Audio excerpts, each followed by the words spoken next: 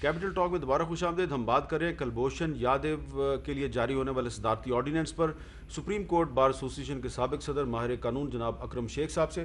شیخ صاحب یہ بتائیں کہ یہ جو اب انٹرنیشنل کورٹ آف جسٹس کی جو ججمنٹ ہے, کیا اس ججمنٹ کے اوپر عمل درآمد کرنا یہ پاکستان کے لیے بہت ضروری ہے؟ اس پہ عمل درآمد جو ہے وہ ہم کر چکے ہیں. اگر اس کے اوپر عمل درآمد نہیں کیا تو وہ کلبھوشن یادیو نے یا بھارتی حکومت نے نہیں کیا. اچھا, ہم نے اس کو فوری طور پہ کونسلر ایکسیس دی. میری بات سنیے میر صاحب, تین مرحلے ہیں جی. ہم نے کونسلر ایکسیس دے دی جی, پھر دوسری کونسلر ایکسیس دے دی, پھر تیسری کونسلر ایکسیس کی پیشکش کر دی. ٹھیک ہے. اس کے بعد پھر ایک آرڈیننس نافذ کر دیا کہ آپ اپنا جوڈیشل ریویو کا حق بھی استعمال کر لیں. میری رائے میں تو وہ آرڈیننس نافذ نہ بھی ہوتا تو کوئی بھی حکومت پاکستان کسی بھی اپنے اسٹیٹ کونسل کو کہتی, دیکھیے ہر وہ شخص, پاکستان ایک بڑی باوقار ریاست ہے, اس کا ایک دستور ہے اور اس کا بانی Quaid Azam Muhammad Ali Jinnah one of the known jurist, global jurist, جس کا ہمیں باعث فخر ہے ان کی قیادت و سیادت پہ. اور اس ملک کے اندر اس کے نظام میں, اس کے دستور میں یہ حق حاصل ہے کہ اگر کوئی شخص, بے شک وہ پاکستان کا دشمن بھی ہو, پاکستان کی حدود کے اندر ہو, for the time being article 4 of the constitution, تو ریاست پاکستان کا ہر ادارہ اس کے ساتھ بھی اس کو پروٹیکشن آف لاز دے گا. اگر میں ایک ویسے میرے ذہن میں یہ سوال آتا ہے, کلبھوشن یادیو کو کسی وکیل کی ضرورت نہیں ہے, وہ تو خود کمانڈر ہے ایک نیول فورس کا. وہ ایک درخواست لکھ کر چیف جسٹس آف اسلام آباد ہائی کورٹ کو, چیف جسٹس آف پاکستان کو بھیج دے کہ میری سزا پہ نظر ثانی کی جائے. اس کو قانونی گراؤنڈز لکھنے کی تو کوئی ضرورت نہیں ہے. یہ بڑی اہم بات کی آپ نے. ایک بنیاد پر ایک منٹ اکرم شیخ صاحب, یہ آپ نے بڑی اہم بات کی ہے کہ کلبھوشن یادیو صرف اگر ایک درخواست بھجوا دے اسلام آباد ہائی کورٹ کو یا سپریم کورٹ کو تو اس کو یہ رائٹ ہے کہ وہ درخواست بھیج سکتا ہے. Article 4 of the Constitution affords him right of protection to his rights. اچھا, Due protection, Article 4. لیکن وہ یہ یاد رہے کہ وہ of the Constitution. یاد رہے کہ وہ انڈین نیشنل ہے, اس کے باوجود India, sir, any person includes Indian person. اچھا, Any person includes an enemy person. اس کا مطلب یہ ہے کہ ہم اپنے دشمن کو یہاں دیکھیں تو اس کو فوری طور پہ گولی مار دیتے ہیں؟ نہیں, ہم ڈیو پروسیس کو فالو کرتے ہیں. ٹھیک ہے. ہم اس کو گرفتار کرتے ہیں, عدالت کے سامنے لے جاتے ہیں, پروسیس پورا کرتے ہیں, اس کا فرد جرم عائد کرتے ہیں, شہادت پیش کرتے ہیں, اس کے بعد فیصلہ لیتے ہیں.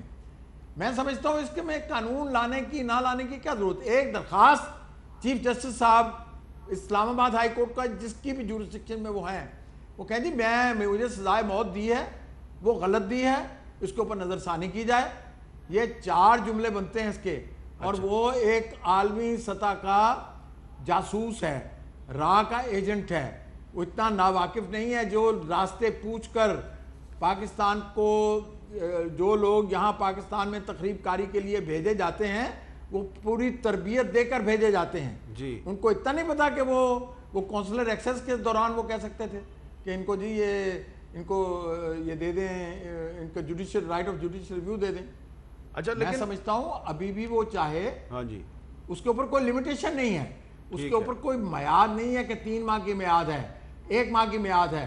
اس کی ایکسیکیوشن سے پہلے جس وقت وہ درخواست دے دے, وہ درخواست اسی وقت سپریم کورٹ اور ہائی کورٹ, اگر وہ اس کے پیرامیٹرز میں پوری اترتی ہوگی آرٹیکل 4 کے, تو وہ اس کا نوٹس لیں گے, اس کو ایگزامن کریں گے وہ, اور ایگزامن کرنا ہمارے ملک کے وقار کو اونچا کرے گا. اچھا, تو اس کا مطلب ہے حکومت کو گھٹنے ٹیکنے کی ضرورت نہیں ہے. نہیں, لیکن حکومت کو گھٹنے ٹیکنے کی ضرورت کیا ہے اس معاملے پہ؟ دیکھیں نا, سوال یہ ہے کہ ہم یہ کیوں کہہ رہے ہیں کہ حکومت گھٹنے ٹیک رہی ہے. حکومت نے صدارتی آرڈیننس جاری کیا تو کیا اس کا مطلب ہے کہ اس نے گھٹنے ٹیک دیے ہیں؟ دیکھیں, صدارتی آرڈیننس ایک ایسی بات جو نہ آئی سی جے نے کہی ہے. آئی سی جے کے سر پہ آپ بہتان لگا کے ایک آرڈیننس نافذ کر رہے ہیں. اس کا مطلب دیکھیں نا, ایک وقت تھا کہ آپ وہ لوگ جو ہندوستان کے ساتھ نارمل تعلقات قائم رکھنا چاہتے تھے, آپ ان کو کہتے تھے یہ غدار وطن ہیں. آپ مجھے یاد ہے میں ایک دفعہ 85 میں ایک بین الاقوامی کانفرنس میں پاکستان کے وکلاء کی قیادت کرنے کے لیے وہاں گیا انڈیا میں، اور میرے اوپر ایک پورا کمیشن کانسٹیٹیوٹ ہو گیا کہ آپ انڈین ایمبیسی کے قریب پائے گئے ہیں۔ وہاں کیا ہوا؟ وہاں یہ ہوا کہ وہاں میں نے کانفرنس کے دوران انڈیا کے چیف جسٹس نے پاکستان کے متعلق ایک جملہ کہا، میں نے اس کی پگڑی اتار کے اس کے ہاتھ میں رکھ دی۔ مجھے ہمایوں خان ہمارے ہائی کمشنر تھے، انہوں نے مجھے ریسیپشن دی، اور آپا نثار فاطمہ اللہ ان کے درجات بلند کرے، احسن اقبال صاحب کی والدہ ماجدہ، انہوں نے اس بات کو اسمبلی کے فلور کے اوپر اٹھایا۔ یہ جو میرے ساتھ ہونے والا واقعہ تھا، لیکن میں 1 سال انکوائری بھگتتا رہا کہ میں انڈین ایمبیسی میں کیوں گیا تھا۔ دیکھیں نا، ایک طرف تو یہ رویہ ہے، دوسری طرف یہ رویہ ہے کہ ہم آرڈیننس جاری کر رہے ہیں۔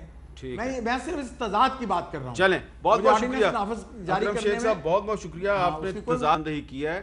اکرم شیخ صاحب ماہر قانون ہیں، سپریم کورٹ بار کے سابق صدر ہیں، انٹرنیشنل کورٹ آف جسٹس میں تمام پروسیڈنگز انہوں نے سنی ہے کلبھوشن یادیو کے معاملے پہ، اور وہی سمجھتے ہیں کہ جو آئی سی جی کا جو ورڈکٹ ہے پاکستان اس پہ امپلیمنٹیشن کر چکا ہے، اور پاکستان کے لیے ضروری نہیں ہے کہ وہ یہ صدارتی آرڈیننس جاری کرتا۔